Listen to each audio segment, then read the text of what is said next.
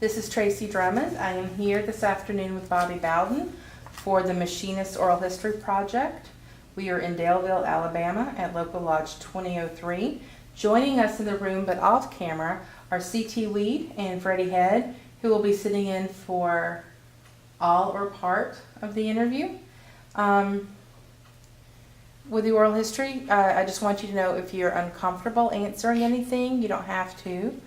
If you need to take a break for any reason, just let me know and we can pause the equipment. And these interviews, so at the Southern Labor Archives, we make these interviews available for researchers so that they can learn more about the history of work and workers in the South. And I just want verbal agreement on camera from you that you understand that we are going to be making this content available to researchers, both in person and online.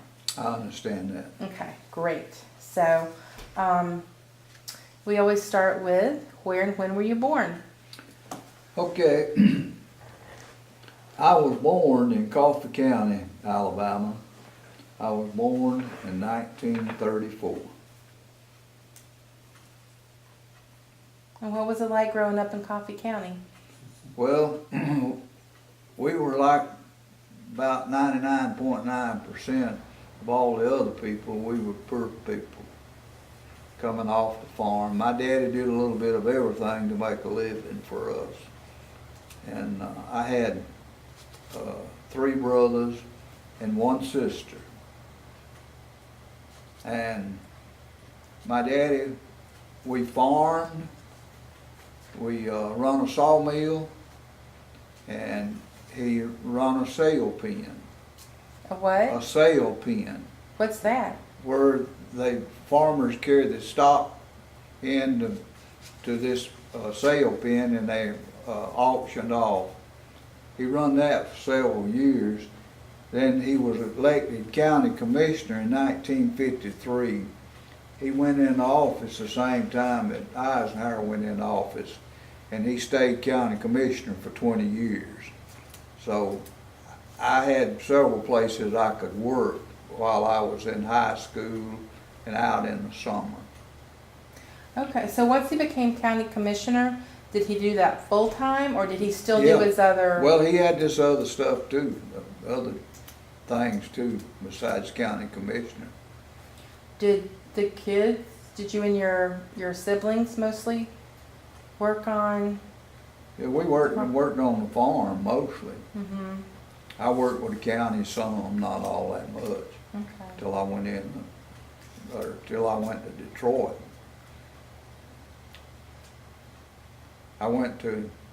After I got out of high school in 1952, I went to Detroit, got me a job up there in the big city.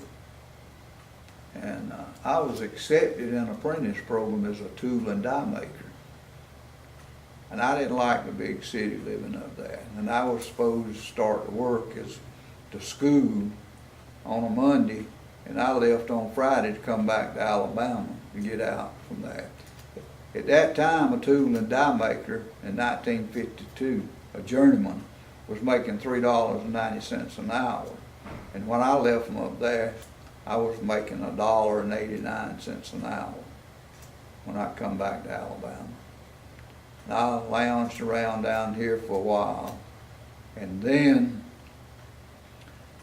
I decided I would enroll in college, and I went up to Troy State, that's Troy, Alabama, and enrolled up there for about a quarter. And I was fixing to get drafted in the Army, so I decided I'd join the United States Marine Corps. And then after joining the Marine Corps, I stayed in there for 2 years. And I thought, I got out within 2 years, and I thought that the reason they kicked me out was because I was so mean. But come to find out, my damn IQ was low. The reason they kicked me out.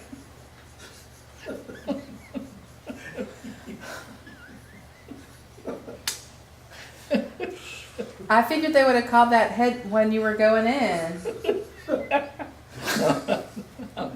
I know you're just kidding. No, well, let me back up a little bit. So you grew up in Coffee County with different jobs. Why did you go to Detroit? Was that the first time you'd been away from home? Yeah, And how old were you when you went to Detroit? I was just got out of high school. I was about 18 years old. I had a brother that worked up there in Oh, Detroit. He okay. wanted me to go up there with him. Well, why did he end up in Detroit? How did he end up? Yeah, how did he He end up? run away from home whenever he's about, I imagine, 13, 14 years old, and went to Florida. Got him a job down there. And then he went to, he left from there and he went to, I think he went to Canada, worked in a canning plant up there. Then he come back after he got older. He come back and he worked at the shipyard in Mobile, Alabama.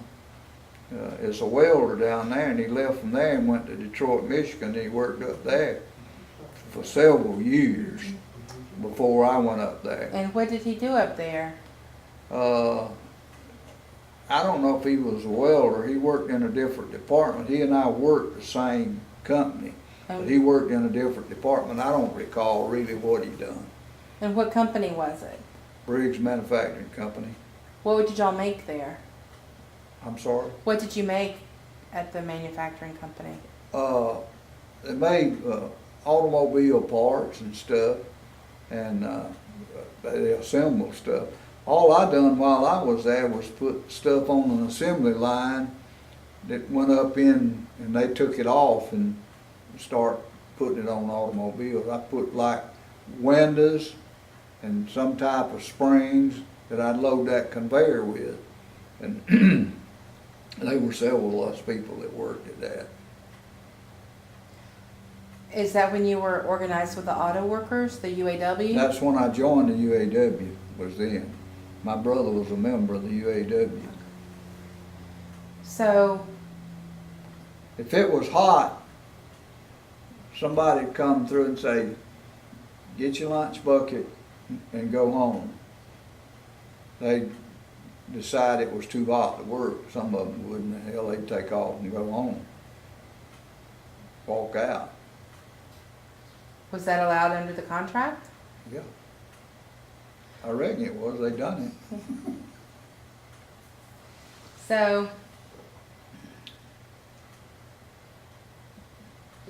that was your first time joining a union? Yeah. So, what did you learn about unions growing up in the South? Well, I didn't know a lot about hardly nothing. I remember when I was a boy, I had to walk to the mailbox to get the mail. Had to cross a branch and walk over there to get the mail. And when I'd pick up that Montgomery Advertiser, I'd see John L. Lewis's picture on the front page, all them old big eyebrows. And I'd think, boy, if I was to meet him down at that branch, I'd have a heart attack. I was just a little old boy, you know. And all we knew about organized labor back then was bad, you know. That's, you'd read in the paper about how they robbed a pension program and how they done this and how they done that. Walter Reuther and John L. Lewis, how corrupt they were. And we just didn't know a lot of good things about them, you know.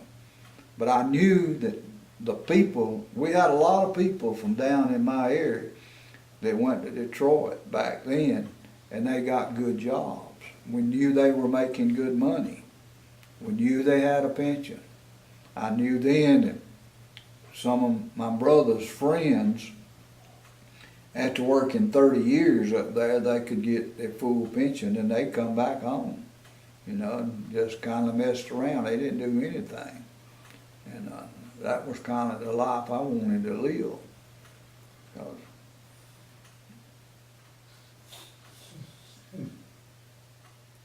So, when you heard from your brother that he had moved there, you decided to go? yeah, he wanted me to go up there. Did you have your parents' support when you went?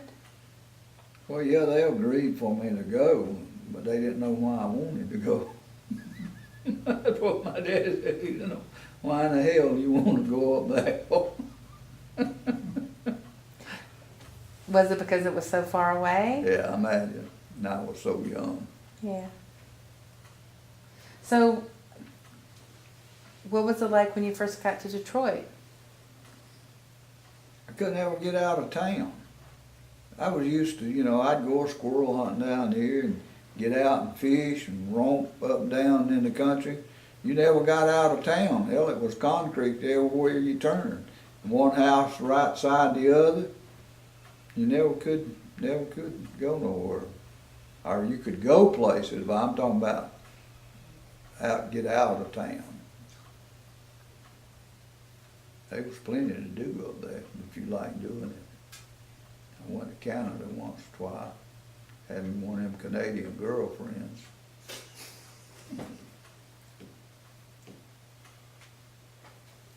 Tell me about her. Well, it's hard to remember.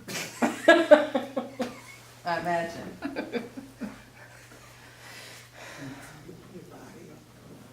So you started working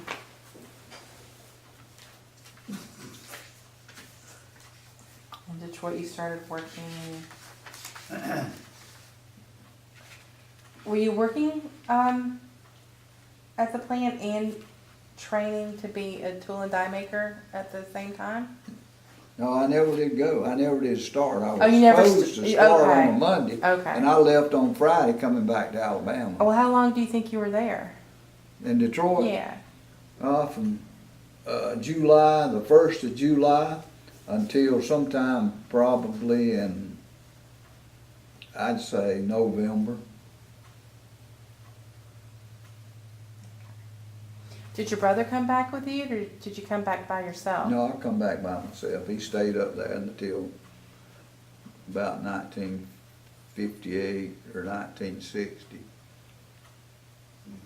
Then he come down here and got a job at Fort Rooker, and that's where he retired from. Okay. So, once you came back, did you immediately start working at Fort Rucker, or did you No, join not the? immediately. When I first come back, I kind of wandered around, coon hunted and fox hunted, and done a lot of nothing.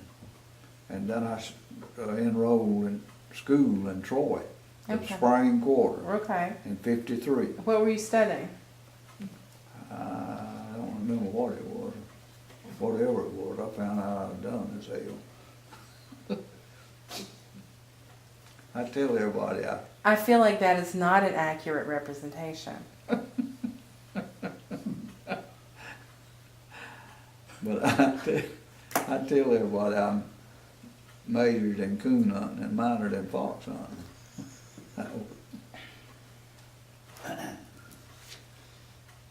So you didn't enjoy school? Hmm. Okay.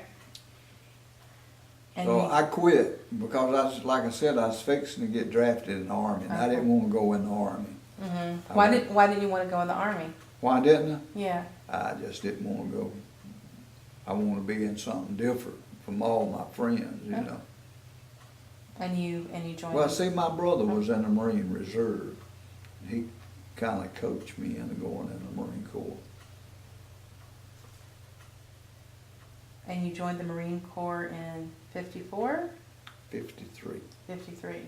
Yeah. I was on the rifle range when the Korean conflict ended. I went in June of '53.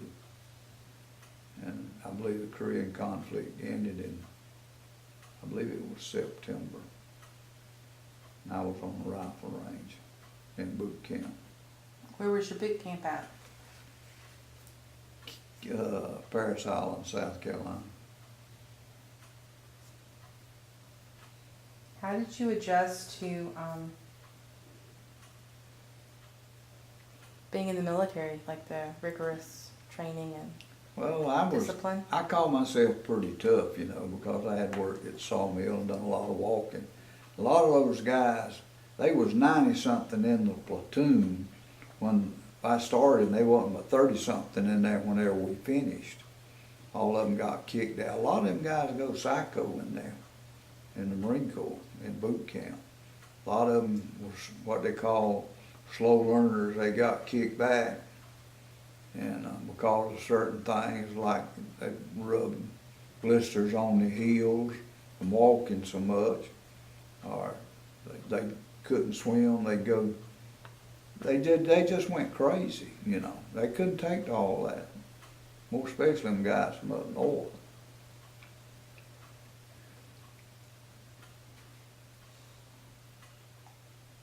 So you were still in boot camp when Korea ended. Yeah. How did you do your entire 4 years? No, I didn't. 2 years now. 2 years? Yeah. Okay. I just joined for 2 years. Okay. So you didn't join for 4, you had joined for No. 2. Most everybody then was joining for 3 years that you had to go in. Later on, it was 4 years. Okay. But I was glad I just went in for 2. I was proud to get out of that. And were you at Paris Island the whole time? No, once I got out of boot camp, I went to Camp Lejeune, And where's that? North Carolina. Oh, so not too far. Paris Island in South Carolina. Not too far. No. But I didn't stay there very much. I went on a mid cruise. I went over through the Straits of Gibraltar into the Mediterranean Sea and went all around them countries over there. And I stayed about 6 months. Then come back. I went down to Vieques, Puerto Rico, and stayed down there about 3 or 4 months. And I come back and stayed around Camp Lejeune for a while, and then I got out. And then we're coming back up that road over there, and out from Macon, Georgia, about daylight, on June 9th, coming to Alabama. You didn't enjoy, did you have the option to Stay in? stay in? Yeah. Mhm. They tried to get me to stay in. This old warrant officer, I didn't like him, he didn't like me. But he tried to get me to ship over and stay in. Said, how you gonna make a living when you get out? What you gonna do? I said, I ain't gonna do nothing. My daddy'll feed me. I stole his, when we was on that cruise, I stole his field jacket. He was a warrant officer.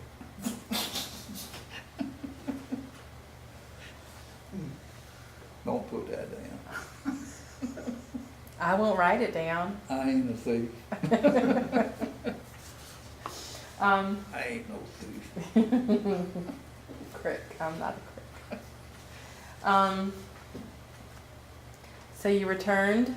Am I what? You returned to Alabama, Yeah, and is that when you went to work at Port Rucker? yeah. I returned in June, and I went to work at Fort Rucker. I returned in '55, and I went in June, and I went to work at Fort Rucker in August of '55.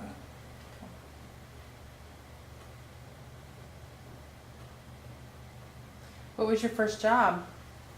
I was a serviceman on helicopters at Fort Rucker. Can you describe that work? Yeah, you done a lot of grease jobs, washing helicopters, cleaning them up. Just kind of a flunky, whatever they wanted you to do. You didn't work on, you didn't sign nothing off in the book on as a serviceman. You had to be a senior mechanic before you could sign anything off. Did you join the? Same thing as I was. Did Not you? smarter than anybody. Did you join the union right away? Yeah. And how long were you a serviceman? Oh, I don't recall. how long it was. But I joined the union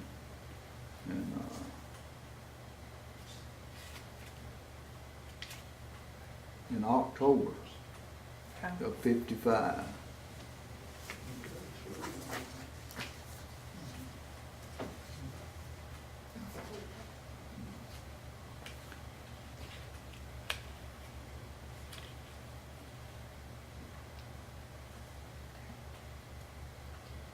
What was your first? Did you attend all the meetings? Were you an active union member? Once I joined the union, until I was elected business representative, I never missed. I could count all the meetings that, on one hand, that I missed. I remember my wife told me one time, I don't see why in the world you got to go to every one of them union meetings. And I remember telling her, I said, look, this is our livelihood, and I'm going to make the best of it. But I never missed any meetings. I could go back and read the minutes, and I could remember everything if I could go back and read the minutes of the meetings all the way back till I joined. Mm-hmm. I would like, before we leave from here, I would like to take you and show you where the union halls was at. Oh, okay. The first, the second, and the third is, first and the second is not there anymore, but I can show you where they were at, and where the one was at whenever they left and come here. I would like to take you sometime and show you. Okay. How soon did you get involved in the union? I see that you have grievance committee here. How soon did you sign up for the grievance? Was that your first involvement as a, like, not being a union member, but sort of representing the union? I never was a shop steward. I I'm was elected as a grievance I'm committee. sorry. Yeah, I see. I said it I wrong. was a grievance Grievance? committeeman. For 7 years. Yeah. See, I put it on this card right here. Mm-hmm.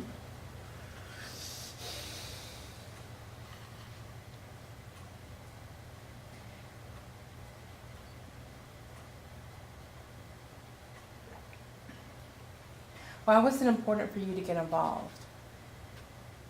Because I wanted to be a part of it. I wanted to help people. I had a feeling for people to help do what was right, you know.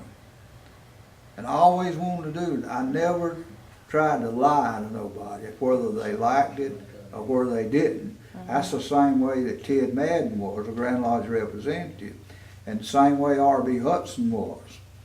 R.B. Huxton? R.B. Hudson, he was a Grand Lodge representative. Of course, he was a business agent too out here for Local Lodge 2003. Was he local or was he assigned to this area? No, he was local. Okay. So he was one of your early mentors when you started? Yeah. Well, Ted was first. Mm-hmm. And then, after we formed the district sometime in the 60s, R.B. come along and was elected business representative. And that's when George Wallace was real famous in these parts. And it didn't make no difference with Hudson. He was a Hubert Humphrey man. But everybody else, hell, 99% of the people, they loved George Wallace. They thought if George Wallace died, or they died, George Wallace was a governor, they'd go to Montgomery when they died. If it's during football season, Bear Bryant was a coach at the University of Alabama. If they died, they'd go up to Tuscaloosa, Alabama, because that's where old Bear was at. Hell. You laughing, but hell, it's the truth. Hang it. RB, you know, I mentioned RB in my interview with you. Mm-hmm. RB was, like Bobby said, he started out as a local in the district lodge. He was a Grand Lodge rep, but it wound up being a federal mediation conciliation in Okay. Tampa, Florida. That's how he wound up. That's, when Okay. he died, that's what his job was. Federal Okay, mediation so conciliation. he worked for like He worked for the government. Right. That was a government job. right. He was appointed by Ursary. Ursary was Bill Bill Ursary. Mhm. Yeah, was He labor was, secretary. he was Yeah. appointed by Bill Ursary, and he Uh-huh. wouldn't take it the first time he asked him Really? to take it. He wouldn't take it. But then the second time, he did take it. But he had a problem with alcohol, RB did. That's, I think they were fixing to fire him Mm. for mediation, Mhm. and he committed suicide. How long was he in that job? Several years, I don't know how Okay. long. He was in Tampa, Florida whenever Mm. when he killed himself.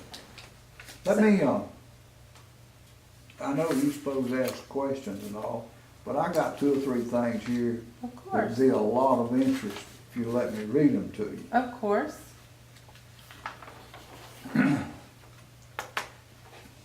The beginning of IM Lodge, Local Lodge 2003, as recalled and told by Ted Madden. The nature of all life changes with the passage of time. My time came and went as well as many others who followed me. It is normal for the present members to have little or no knowledge of the beginning of Local Lodge 2003 and District 75. The important thing is that these 2 lodges have continued to grow and prosper with the passage of that time. As you know, we organized Lodge 2003 over 50 years ago. None of the people who were instrumental in that organizing campaign are there now, either deceased or retired. I will try to hit the highlights of my membership in Lodge 2003 and my career as representative of the IM as it mirrors the achievement of our lodge in those years. When I returned from Korea in 1954 and was discharged from the Air Force, I went to work for Spartan Aircraft Company at Fort Sill, Oklahoma. 3 months later, I was asked to be a part of the advance team to go to Alabama and assist in the reopening of Camp Brooker, where the Army Aviation School was to be transferred and become a fort. I and several others moved to Alabama in October of 1954 and began setting up the school, maintaining the aircraft, and training local hired people. I was a lead master mechanic and was most of the advanced team. All of us in the advanced team were members of the IM Lodge at Fort Sill, Oklahoma. We began organizing the new workers almost immediately. The end result was we won a NLRB election in early 1955, and Lodge 2003 was chartered in May of 1955. There were about 300 charter members, although the charter itself only had names for a few. The organizing campaign was a bitter battle not only with Spartan Aircraft but with the local politicians and lasted long after the election was over. We had no money in our lodge, but Grand Lodge assigned representatives to assist us in negotiating our contracts. Spartan Aircraft lost the Army contract after 1 year, and Aeronautica Manufacturing Company out of Middleton, Ohio took over. We negotiated a contract with Aeronautica, but they lost after 1 year to Hayes Aircraft out of Birmingham, Alabama. Hayes was a notorious anti-union company, and we had to strike to get a contract. Our relationship with Hayes was at best confrontational. In 1960, as our lodge was still broke, Jim Webb and I volunteered to take our vacation to go to St. Louis, Missouri to represent Lodge 2003 at the Grand Lodge Convention. It was there I met Senator John Kennedy, who had just received the Democratic nomination to run for president. When I returned from the convention, I agreed to run for business representative as several of my co-workers had been encouraging me to enter that race. I was elected and took office the same month that Jack Kennedy became president. Like many others in those days who had seen the 1959 recession and the vast unemployment in the country, I was gung-ho to bring about changes, and particularly in South Alabama. In 1960, we had between 600 and 700 members, and a lot of non-members. The average age was 26 and I was 30. We had a great deal of energy and motivation. I notified Grand Lodges not to send any more Grand Lodge representatives unless I expressly requested assistance. Although all the Grand Lodge representatives were excellent people, none of them had any experience in this type of military in-house contracting. I had the full cooperation of International President and Vice President Jesse McGlone. Al Hayes was president, I left that out. One day I received a call from the mayor of Ozark, Douglas Brown, who was also president of a bank in Ozark and owned a lot of land in Daleville. Douglas was building a shopping center in Daleville and offered to give us the land, build us a union hall, and finance it through his bank. I presented his proposal to membership and was accepted by just a few votes. I met with the contractor and drew up the floor plan, which is the building we now have. The building was completed in a short time and the mortgage was paid off in 3 years. One of my goals then was to organize doors and trailers in Elwood. That was done within a few months and establish a new lodge in Elwood for them.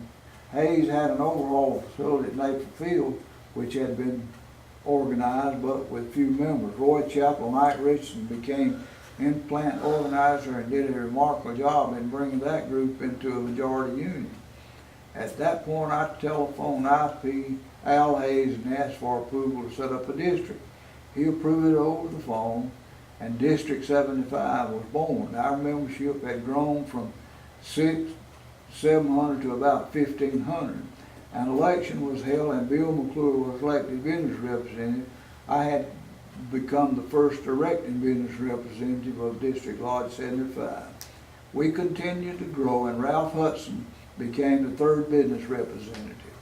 In 1964, Hayes lost the Army contract to Page Aircraft Maintenance, so it was back to the drawing board. Page already had the test board contract at Fort Rooker and had no union. They started out refusing to hire 130 people, including many stewards and others in plant representatives. I was one of that 130. I instructed everyone to submit an application and get hired. The majority was hired after Pammy refused to recognize Lodge 2003 as a bargain representative. We went on strike. During the strike,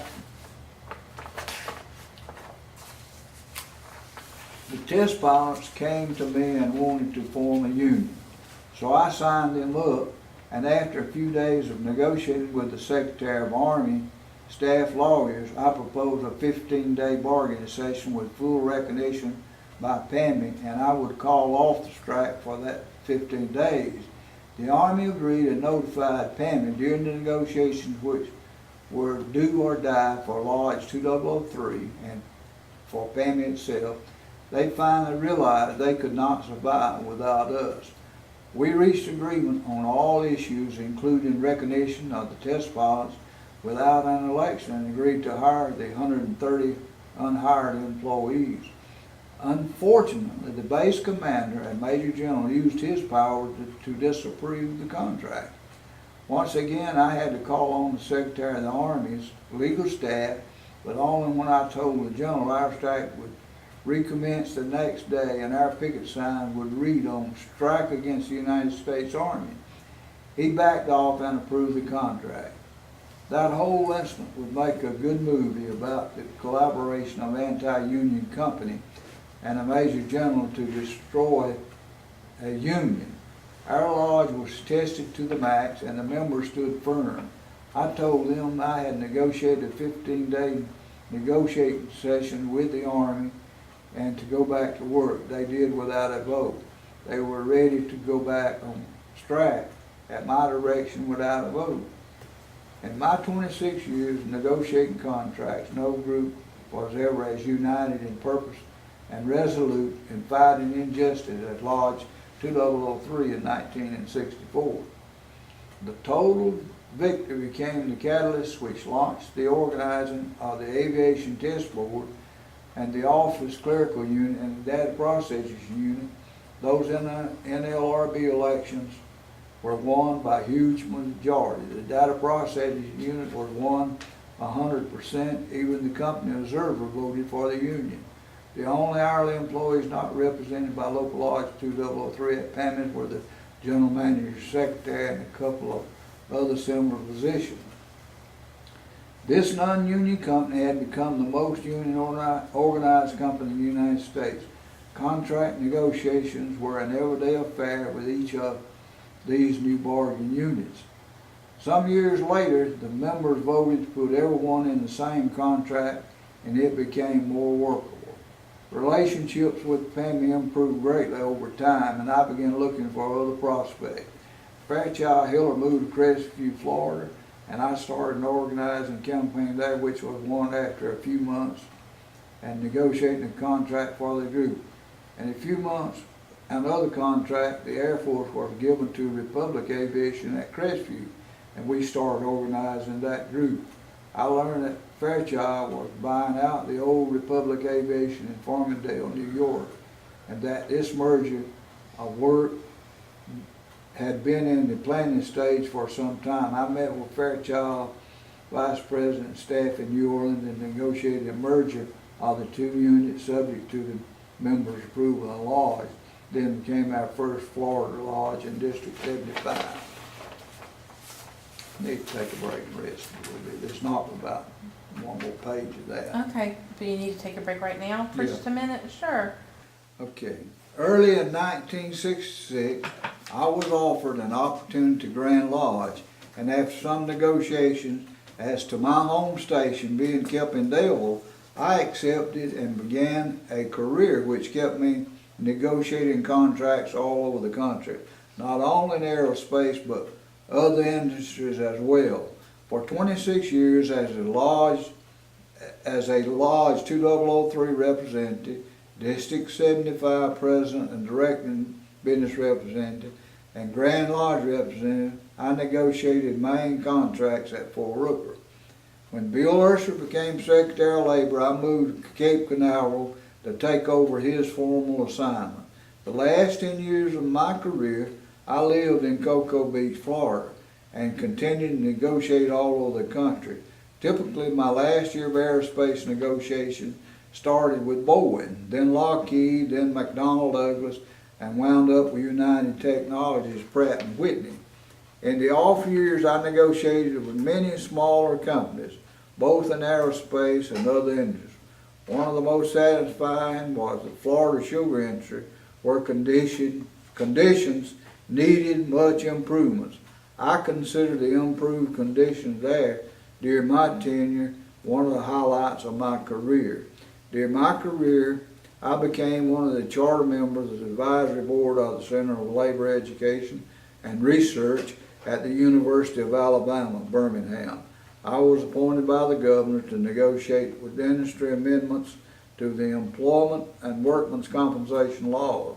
I served on the Manpower Training Committee and Area Development Committees created by President Kennedy. I am always mindful of the beginning of my career and those men and women who contributed so much of their time and expertise to keep Lodge 2003 a shining example of what can be done when its members are willing to try. My career began and ended with those same people and others who followed in their path. My role as a leader of the pack in those days would have gone nowhere without the dedication and perseverance of the membership. The current leaders are cut of the same cloth, and I know 100 years from now we can all look down and see Lodge 2003 still in control and still the biggest economic generator in the region. Thanks for giving me the opportunity to refresh my memory and give me cause to look back upon these days, truly the best days of my life. Fraternally, Ted Madden, Grand Lodge Representative, retired. That's fantastic. That tells us a lot about the early years Yeah. of the Yeah. local, but also about his career. Well, after Ted left here, after he retired and went to Florida, I always remembered when his birthday was. But my first wife and him had the same birthday, and that was November the 15th. It was their birthday. And that was, used to in the state of Alabama, that was the deadline for buying your tag for your automobiles, was the 15th. And I used to tell everybody I bought my wife, her birthday present was a car tag for her car. But whenever he was 70 years old, I got in touch with him, and on his 70th birthday, I asked him to come back up here, and he did. And here's a letter that he wrote to me after he left from here. It was November the 18th, 2000. I want to read that to you. This is just to thank you once again for your hospitality. I can't remember when I have enjoyed a trip as much. You too and Mac Westbrook made it all possible.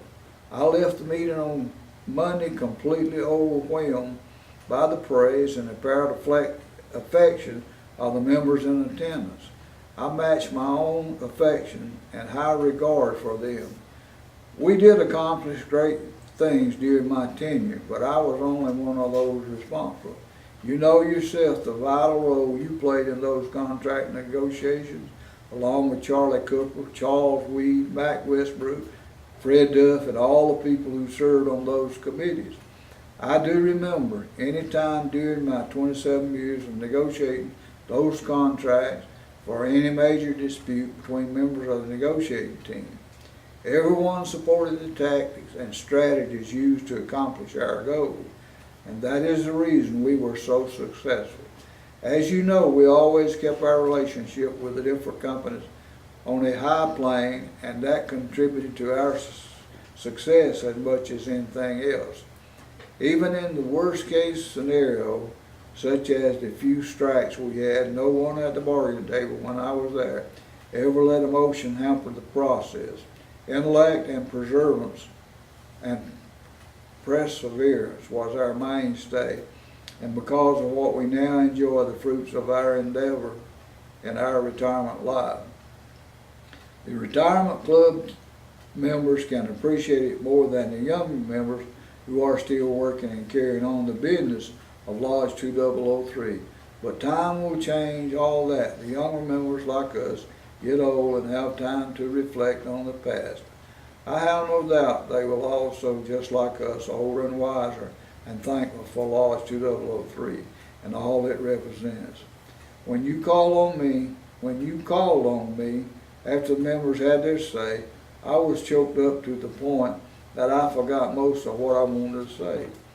I had not experienced that much outpouring of appreciation since the period after I retired, when all the lodges I had represented gave me retirement dinners, parties, and etc.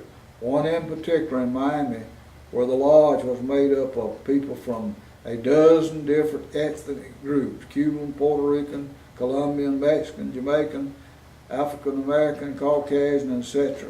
Many in that group were always emotional about everything.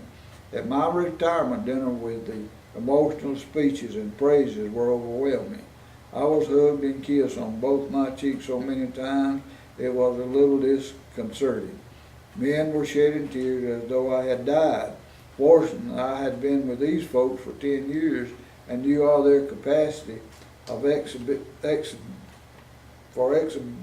emotion nonetheless.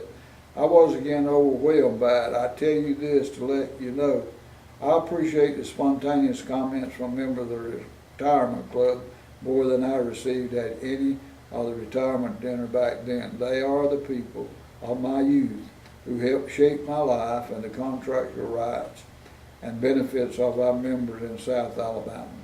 I hope the younger members of your lodge appreciate what they did for them. Appreciate what they did for them and those who follow. I certainly do, and will never forget them for their support they gave me. Please relay my thoughts to them at your next meeting, along with my sincere thanks for making my 70th birthday the best yet. Hopefully I can duplicate your hospitality, but you have to come to Texas and enjoy this magnificent lake and easy fishing. Perhaps Barbara will give my spouse some tips on cooking. Sincerely, Ted.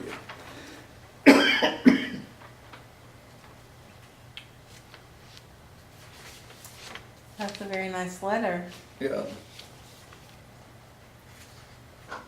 Ted came back in 2012 and did the ribbon cutting at this new lodge. This new lodge here, yeah. Yeah. I was here whenever he come. And he's He always stayed with me whenever he come. Yeah. He passed away, what's it been, 3 years, 4 years ago now? I don't remember, but we were going, me and Westbrook, he wanted us to come to see him. What part of Texas was he in?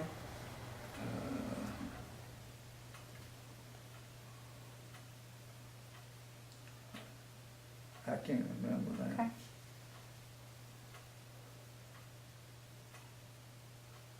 Crazy name.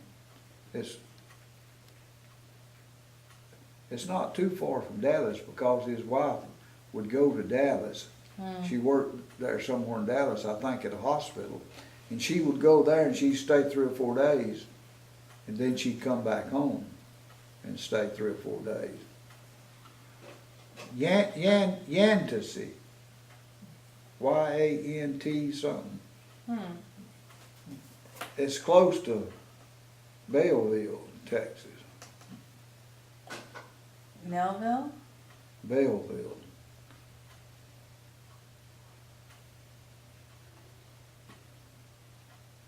The family had his Let me see right memorial now. service here at this local. And they even came in from Texas. Really? His family. Now, one time he lived it, when he wrote this in 1970, when he wrote that letter, he lived at Graford, Texas. Grayford.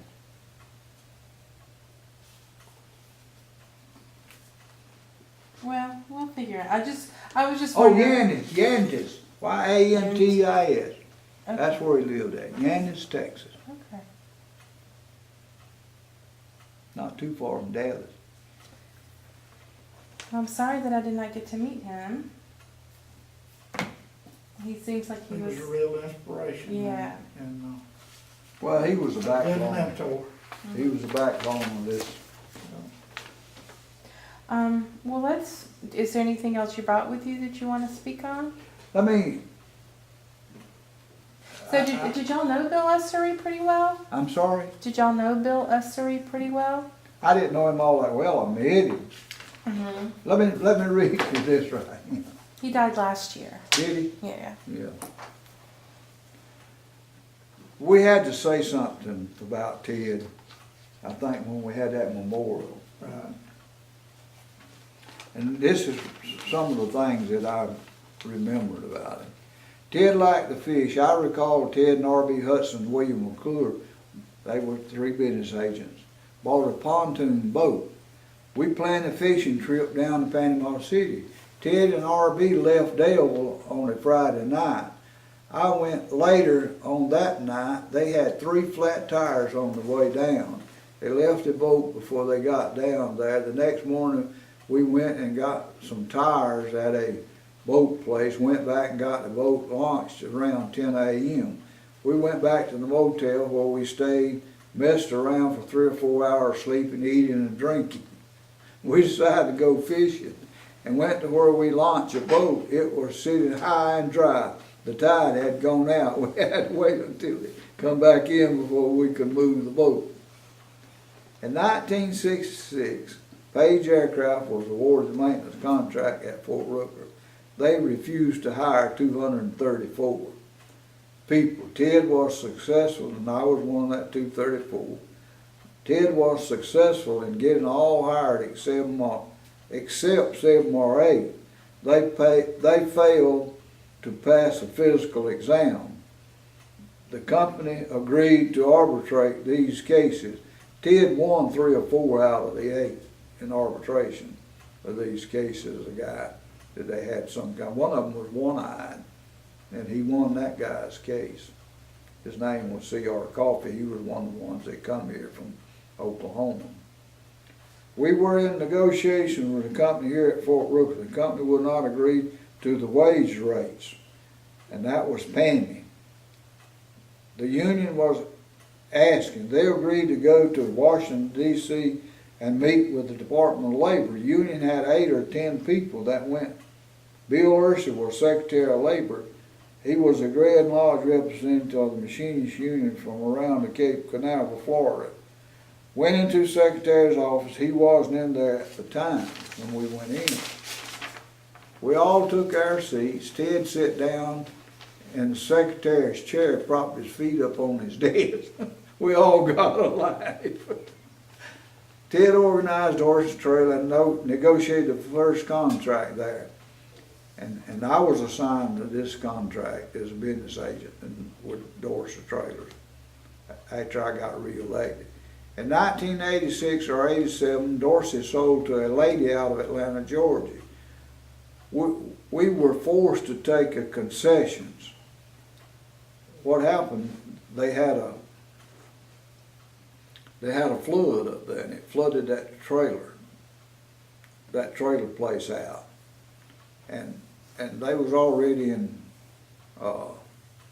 financial trouble.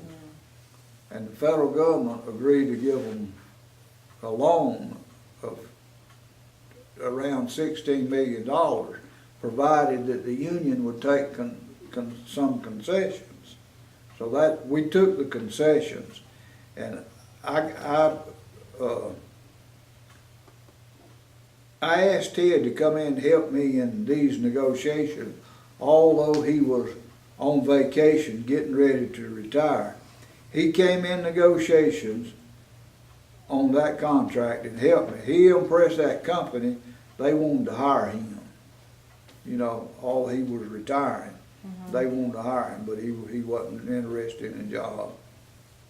If we ever needed advice, we always called Ted. He had the answers. Then I read him that letter on his 70th birthday. And I said, we all have our legends. If football, it's Paul Bear Bryant, Sugar Jordan, and Nick Saban. Politics, it's John F. Kennedy, George Wallace. Organized labor, John L. Lewis, Barney Weeks, Ted Madden, and Bobby Bowden. That's me, Bobby.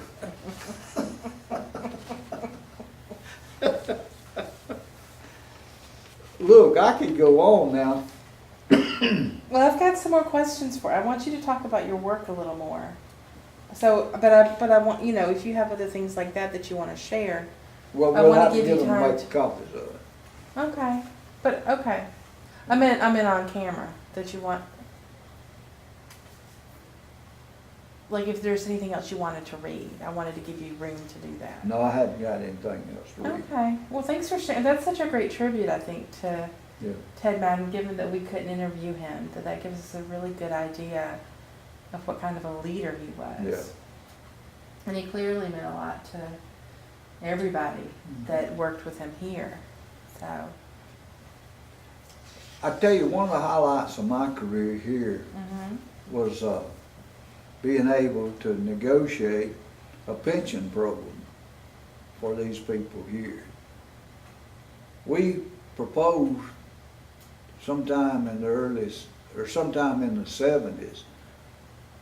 We wanted to propose a pension, but we had so many people here that was less than 21 years old. They wanted the money in their pocket. They didn't want it put into a pension program. But then the next year, the next contract negotiations, which I don't remember exact date, but we were successful in negotiating the pension.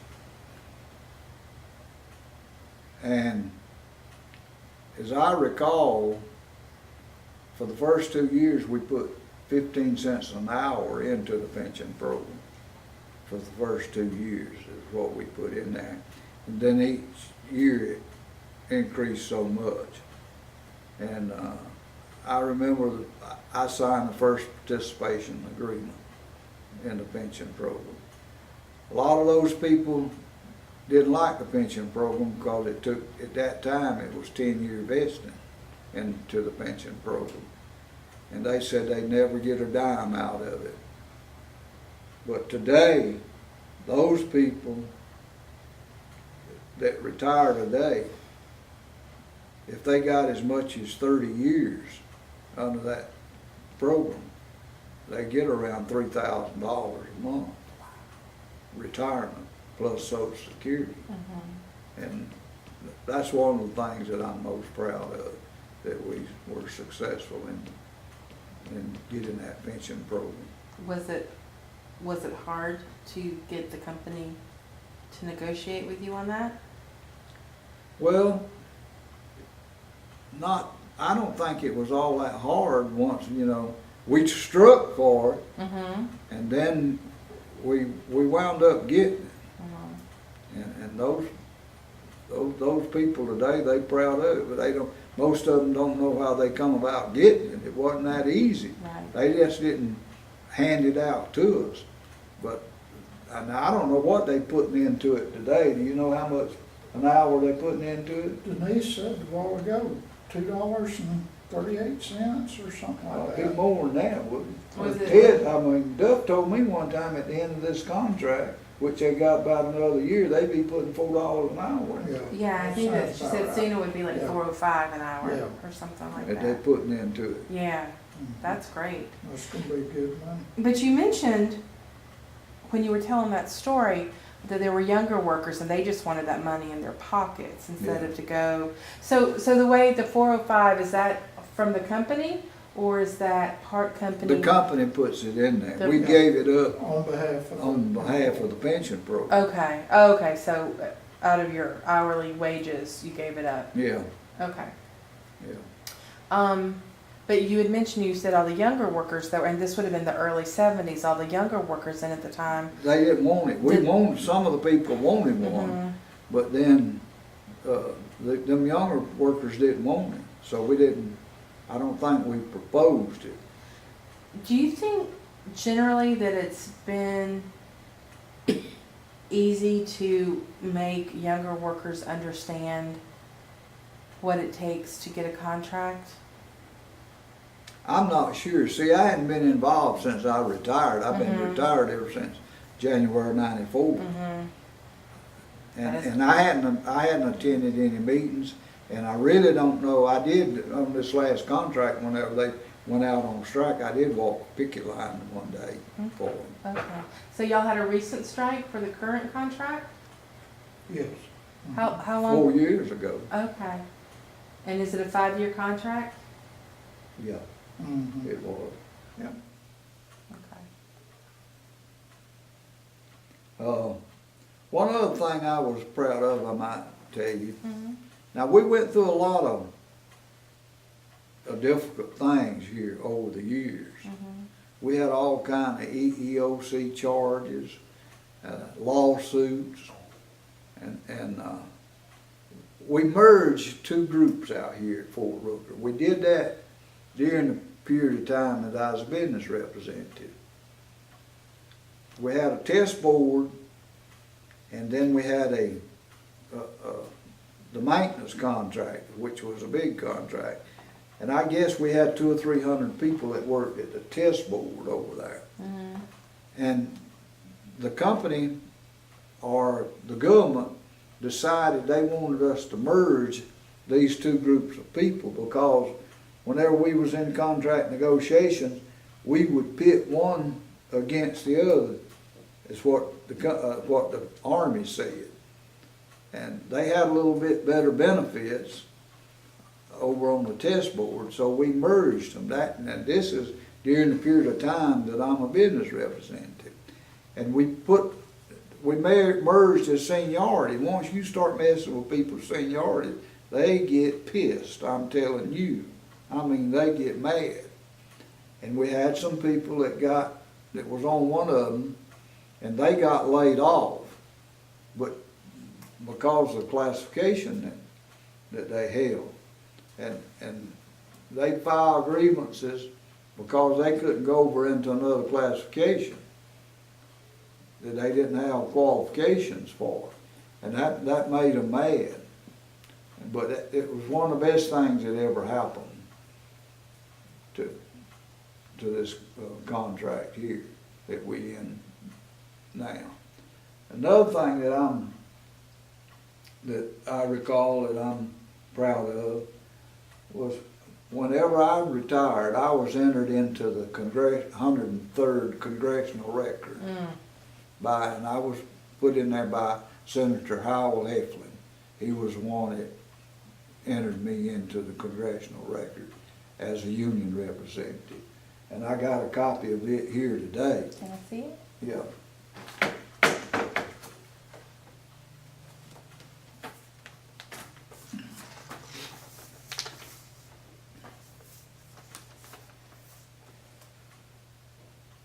So it's a tribute to you.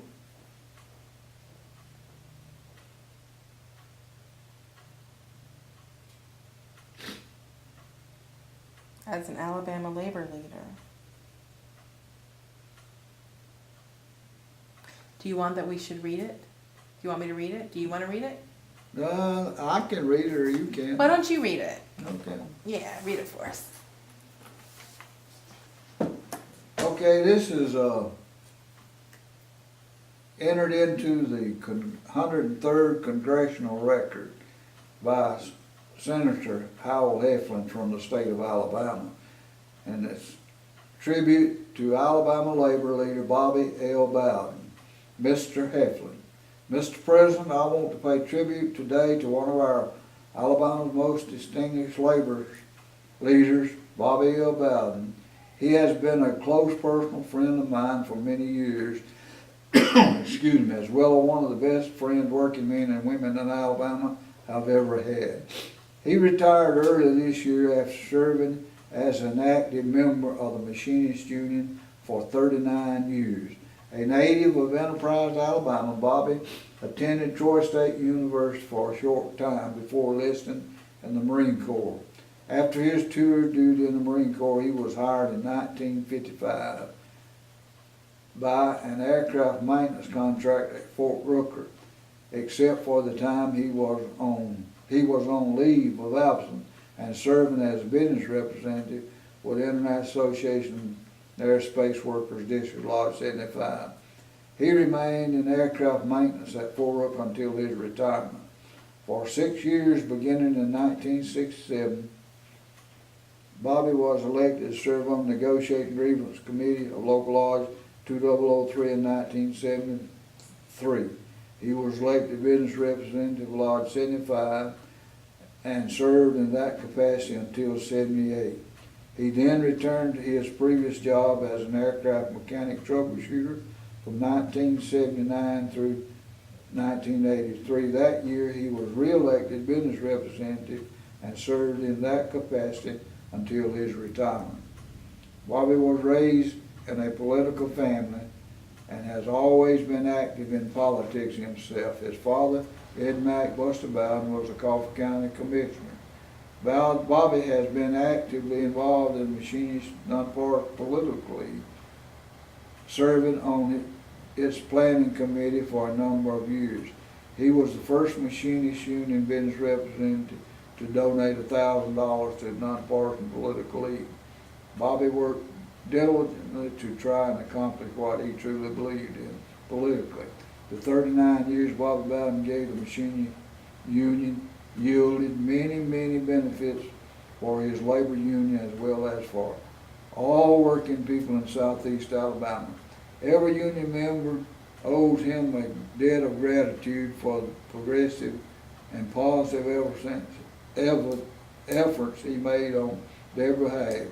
He performed many good deeds over the years, giving of his time, talent, and resources freely and unselfishly.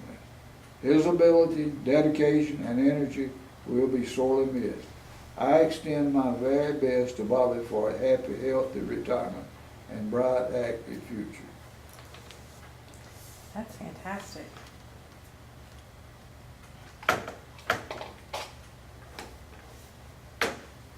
Okay, where do we go from here? I have, well, I wanted to ask, because I was looking while you were reading that, you have sort of an abbreviated version of that here in this document. And here it says, as business rep, you were involved in several contract negotiations with other local lodges. Yeah, But, are any of those significant, or do any of those stand out that you would have stories about them? well, one of them is Local Lodge 1769 at Dorsey Trailers. We were successful there, And what city is that? Elba, Alabama. They manufactured over-the-road trailers, Dorsey Trailers did. Okay. We were successful in buying a union hall there. I was proud of that. We'd always rented a place to have our meeting, but we bought a union hall. Is the ability to purchase your own union hall sort of a characteristic of a fiscally healthy, like a financially healthy I'm sorry. local? Come It again. is the ability to purchase a union hall instead of just renting. Is that a sign of a financially healthy Yeah. Yeah. local? Mhm. Are they still over there? Are they still organized? No, the company went bankrupt and they went out of business. It sold after that flood. A woman bought that out of Atlanta, Georgia. Mm-hmm. And she come in there, and that's when we had to take those concessions. Mm-hmm. And we had the IM pension program there at that time. But her home office was in Atlanta, Georgia. And they eventually went bankrupt, although we took those concessions for them to get that loan. They got a loan from the federal government, she did. I think it was maybe $16 million. Wow. And they had we met once a month, and they give us a financial statement every month of what come in and what went out. Mm-hmm. And we had to take concessions back then. You had to have approval from the Grand Lodge to take those concessions. Because we had some people that took those concessions and they got in trouble with the Grand Lodge. The Grand Lodge didn't know nothing about it, and they got in trouble. But I called the young vice president and told him what was up, and he said, "Good luck, partner." Who was the GVP then that you talked to? Do you remember? Rose Spencer. Good luck, partner.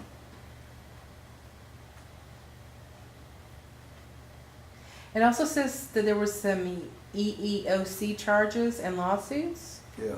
Can you talk a little bit about those? Well, I remember the lawsuit was a guy got laid off as a janitor, and he wanted to go into another classification. He had seniority on somebody that was in another classification, and the company wouldn't let him go into that classification. And he filed a lawsuit, and he won the lawsuit. Why wouldn't the company let him go into that class? Because they didn't think he was qualified. Based on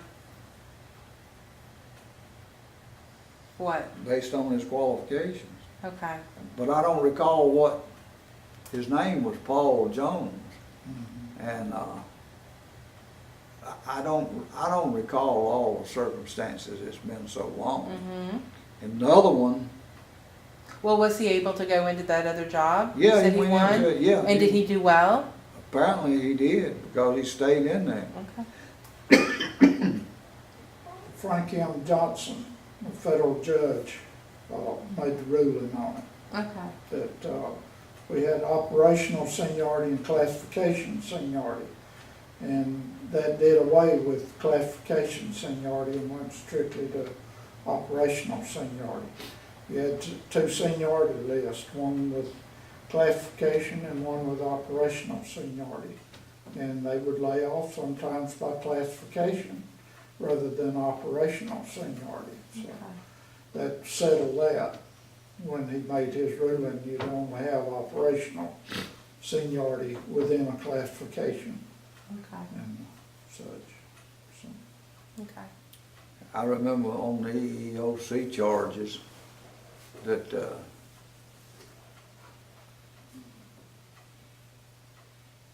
guy, he'd been out for 3 unauthorized days, I believe. And they fired him. But then whenever he filed charges against a union, and he filed charges against the company. And we met with this guy that was handling his case. We met in Birmingham. And the company attorney sprung it on him that they had filed a case. They didn't file it within the time limits. And so it was kicked out. I remember that. But we had all kind of lawsuits. We had one, well, it was against the local law. I don't think it was against, when Emory Riddle and we had a lawsuit where our people had to come off of dues deduction, had to pay their dues out of their pocket because they froze our bank account. This company did. It was in 1970 that happened. I don't remember all the details, but it was catastrophic for us.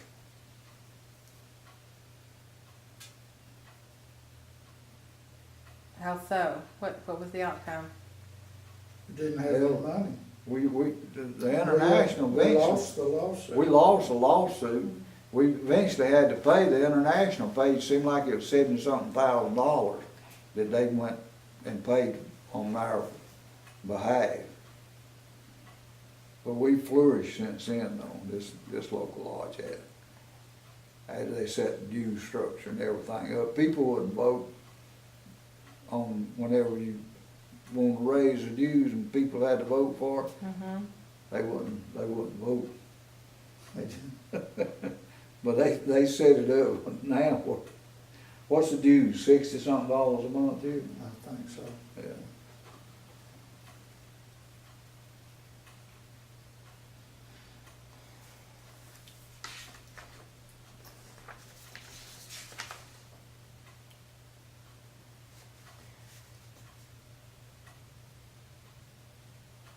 So it looks like because you retired in '94, and that you were elected business rep to District Lodge 75 in 1982.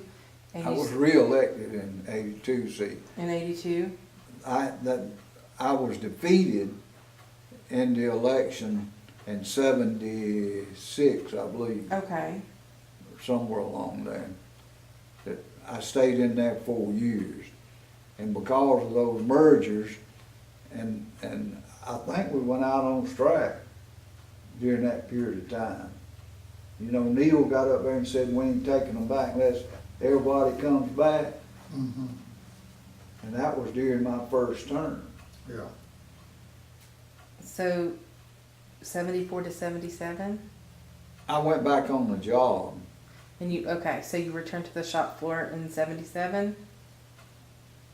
Yeah, after I had to go back on the job. Okay. And after I was defeated, excuse me.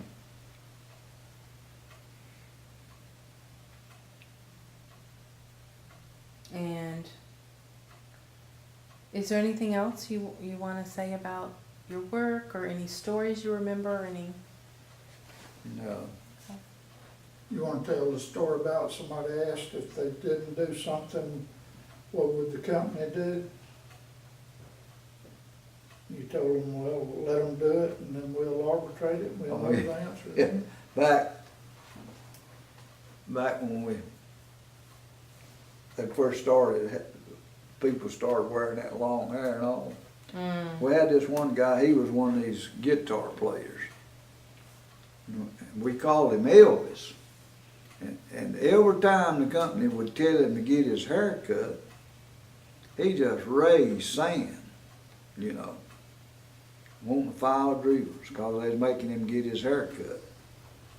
So one time they told him and said, Elvis, you better get your hair cut sometime the next 2 or 3 days or we're gonna terminate you.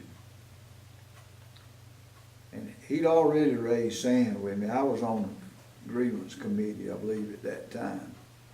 And he'd come, he'd say, they can't do that, can they? I said, well, I don't know whether they can or not. I said, I'll tell you what to do. I said, Elvis, you don't get your hair cut. And if they fire you, I'll try to get the committee, I'll recommend that we arbitrate that case. And I'll know what to tell the next guy when he says they can't make me get, he said, you crazy as hell if you think I'm.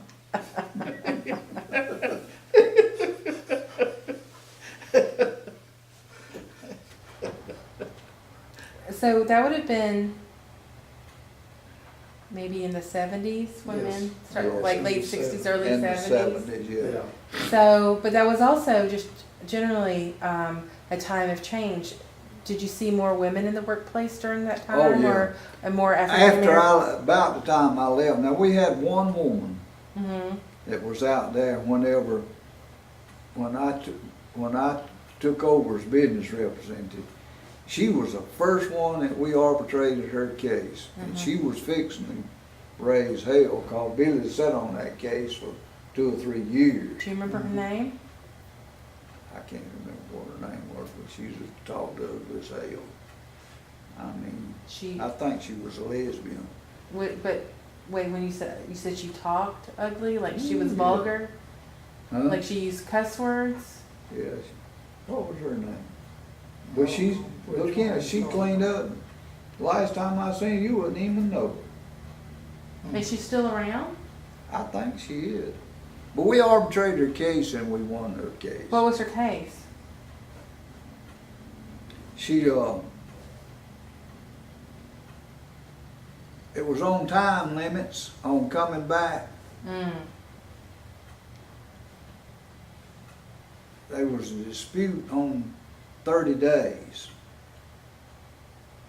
And, but whenever we went in and met the arbitrator in Dothan, Alabama, he had a laryngitis. And he had a patch on one eye. You wouldn't look at him. I think he was from Stone Mountain, Georgia. He told, he said, I'm gonna put a little girl back to work. And he said, I'm gonna direct y'all. Boy, it made a company attorney mad. He said, but I'm not gonna give her any back pay.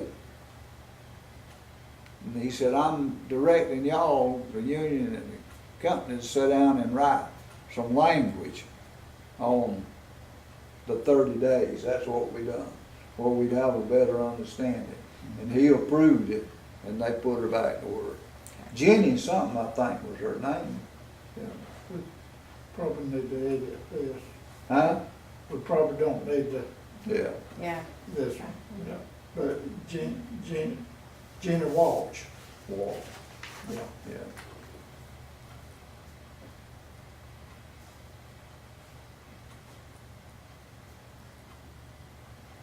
She had another one where they, something about drugs, and they were gonna terminate her, and somebody else was already coming to work that was the same, had the same thing, drug, I don't remember that. That was after mine.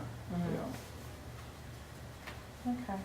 Well, and since we're editing, but if she's around, She's still working. I would like to interview. I mean, has she retired? No, she's not retired. She's not retired? She's active, working as a aircraft inspector. Okay. Well, Yeah.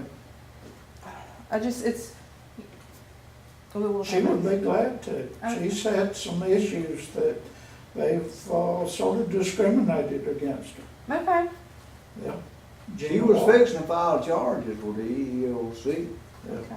on discrimination, is what she was fixing to do. Well, and we'll, edit this part out.